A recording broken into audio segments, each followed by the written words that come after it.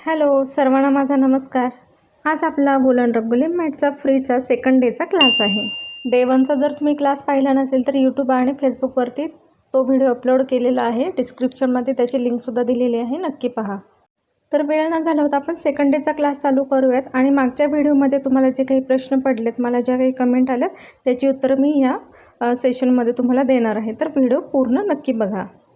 तर आता हे मी जसं सांगितलं तसं आता आपण रेक्झिनवरती हे डिझाईन बनवणार आहे। आता रेक्झिन मी बरंच वापरलेलं आहे। तर आता रेक्झिन जास्त वाया जायला नको म्हणून आपल्याला किती डिझाईन करायची त्याप्रमाणे एक कोपरा निवडायचा आणि त्याप्रमाणे डिझाईन ड्रॉ करायची। तर इथे ते डिझाईन ड्रॉ करण्यासाठी मी काय घेतलं आहे, इथे प्लास्टिकचं जे कंटेनर असतं फूड कंटेनर, त्याचं इथं मी कॅप घेतलेलं आहे। आणि एका छोटं लोणच्याची बरणी आहे, त्याचं एक छोटंसं कॅप घेतलेलं आहे। तर असं तुम्ही घरातल्या प्लेट, डिश, वाटी काही यूज करू शकता। आता आपण एक साधी छोटी अशी देवारे समोरची अशी डिझाईन बनवणार आहे। तर त्यासाठी असे छोटंसंच आपल्याला एक सर्कल लागणार आहे। तुम्ही पाहिजे तर तुम्ही कंपासने वगैरे इथे ड्रॉ करू शकता, पण शक्यतो तुम्ही असं प्लेटनं घेतलं तर ते बरं पडेल, इझी राहील। तर असं पेन्सिलने आपल्याला ड्रॉ करून घ्यायचं आहे। जी रेक्झिनची व्हाईट बाजू आहे त्याच्यावरती आपल्याला ड्रॉ करून घ्यायचं आहे। आता त्यानंतर ते आता मी इथे व्यवस्थित असं कट करून घेते, कारण हे रेक्झिन हे मोठं आहे। 1 मीटर रेक्झिनवरती मी आता हे काम करते, त्याच्यामुळे प्रत्येक वेळेस मला ते 1 मीटर रेक्झिनला जागा भरपूर लागते। त्याच्यामुळे हे आपल्याला जेवढं पाहिजे तेवढी डिझाईन कट करून घ्यायची आणि त्यानंतर त्याच्यावरती पाहिजे ते काम करायचं, म्हणजे जास्त पसारा पण पडत नाही आपला। तर असं मी आता इथे सर्कल कट करून घेतला आहे। आता मला इथे 2 सर्कल लागणार आहेत, मी 2 सर्कल इथे करून घेते।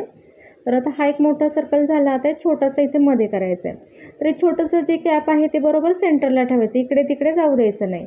त्यासाठी आधी आपल्याला अशी आपण पोळीची जशी घडी करतो, चपातीची घडी करतो त्याप्रमाणे अशी घडी करायची आहे। त्यानंतर मध्य काढायचा त्याचा आणि आता हाफमध्ये मी ते डिवाईड करते आणि नंतर इथे अर्धा असं हे कॅप ठेवते, म्हणजे तुम्हाला अंदाज येतो की हे बरोबर सेंटरला बसतंय की नाही। तुमच्याकडे स्केल जर असेल तर एकदम उत्तमच, स्केलने तुम्ही मोजून घेऊ शकता, पण आपण विदाऊट स्केलचं आपण इथे ट्राय करतोय की बरोबर येते की नाही ते। इथे बघा ही लाईन बरोबर जुळते, म्हणजे आपला हा मधला सर्कल आहे तो बरोबर तिथे बसला। हे अंदाजे आपण हे करून घ्यायचं आहे, इथे जास्त लॉजिकची पण गरज नाही पडत। तर ठीक आहे, तर आता हा एक सर्कल झाला। आता अजून एक सर्कल मी इथे ड्रॉ करून घेतले, दोन्ही सेम टू सेम यावेत इतकं आपल्याला प्रयत्न करायचा आहे। तर हे असे आपले झालेले आहेत। हे बघा किती छोटीशी ह्याची घडी होते। आता हे रेक्झिन आहे बघा, आता हे अजिबात स्केट होत नाही, म्हणजे हलत नाही आहे जमिनीवरतून। आता हे बघा, आता आपण जी रेक्झिनची जी ब्राऊन बाजू आहे, कलरवाली बाजू आहे, ती कधीही खाली पाहिजे।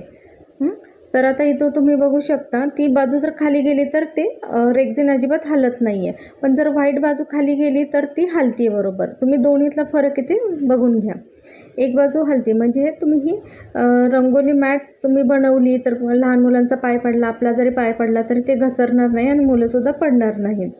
तर या पद्धतीने हे रेक्झिनची क्वालिटी असते। तर आता इथे आपण ही डिझाईन बनवायला चालू करूयात। आता इथे मॅटसाठी मी फक्त 3 कलर यूज करणार आहेत।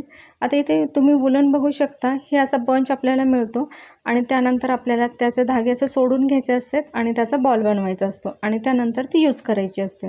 रेडीमेड असे बॉल्स शॉपमध्ये आपल्याला विकत मिळत नाही, तर ते आपल्याला घरी बनवावेच लागतात। आता बऱ्याच जणींना माहीत नाही की गन कशी यूज करायची, तर आता ते सुद्धा आपण इथे बघूया। तर ही अशी गन असते, ह्याला इथे असं बटनसुद्धा असतं। आता ही गन फार वर्षांपूर्वीची आहे, म्हणजे जवळजवळ एक 9-10 वर्षांपूर्वीची आहे, म्हणून याला असं इथे बटन वगैरे त्यावेळेस नव्हतं। आणि इथे त्याला एक स्टँडसुद्धा दिलेलं असतं तुम्हाला त्या पॅकेटमध्ये, ते तुम्हाला इथे लावायचं असतं।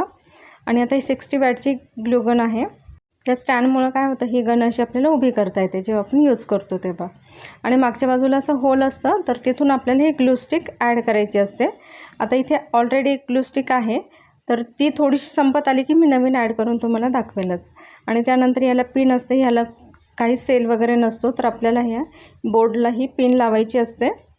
ग्लू गनची जेव्हा तुम्ही पिन लावता त्यानंतर एक 15-20 मिनटं थांबायचं आणि त्यानंतर ही ग्लू गन ॲटोमॅटिक गरम होते, त्यानंतर तुम्ही काम करू शकता।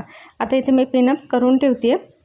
तर मागच्या व्हिडिओमध्ये मला हा एक प्रश्न विचारला होता की जे डिझाईन आपण ट्रेस करतो त्यासाठी काय वापरलं जातं, तर इथे हा आहे कार्बन पेपर। आता कार्बन पेपर ना वेगवेगळ्या कलर्समध्ये येतात।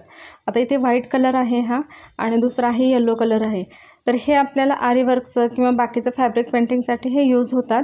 तर हे इथे तुम्हाला रेक्झिनवरती काम करताना यूज होत नाही, म्हणजे वुलन मॅटसाठी हे यूज होत नाहीत. तर वुलन मॅटसाठी तुम्हाला ब्ल्यू कलरचा इथे कार्बन पेपर लागतो.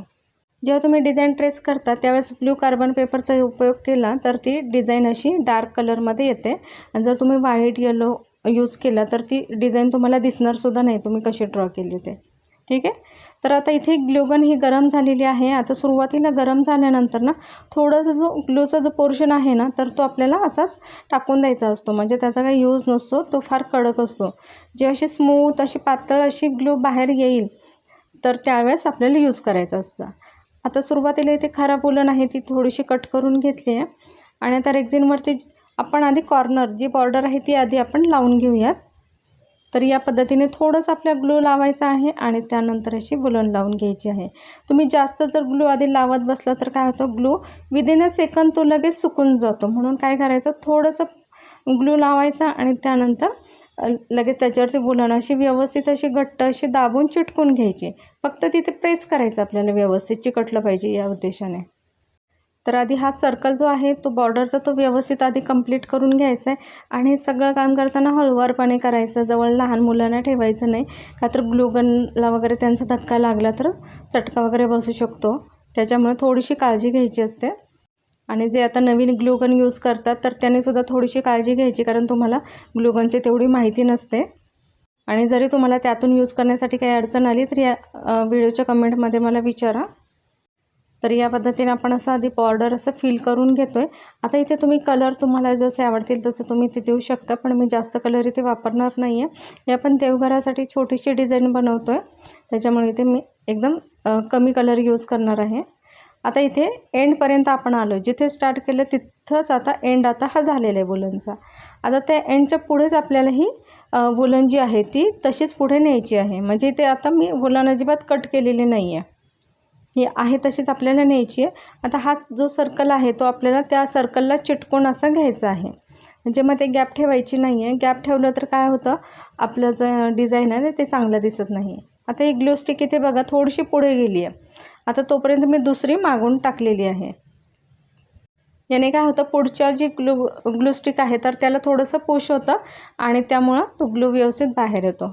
आता ही साधी सोपी अशी डिझाईन आपण घेतलेली आहे, कारण आता बऱ्याच ताईंना हे सगळं नवीन आहे, त्यांना काहीच माहीत नसतं. तर त्याच्यामुळे त्यांना तुम्हाला जास्त अवघड वाटायला नको म्हणून आपण साध्या सर्कलमध्ये आपण ही डिझाईन ड्रॉ करून घेतली आहे.